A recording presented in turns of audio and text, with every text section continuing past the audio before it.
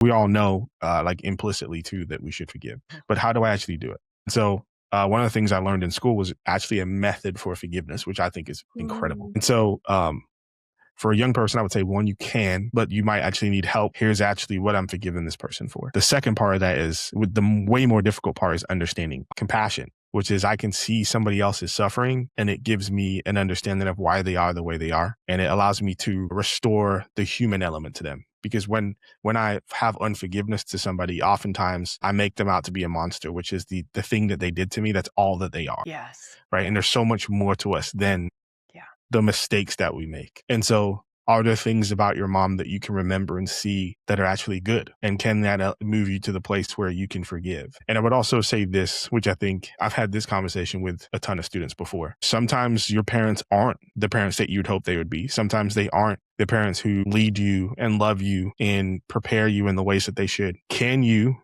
forgive them for what they're not and love them for what they are? And I think the tough part is sometimes the burden is on our young people. Like that's the truth. And I think sometimes they are forced to grow up in ways that I wish they didn't have to, and yet they may have to. And so the way you relate to your mom may have to change.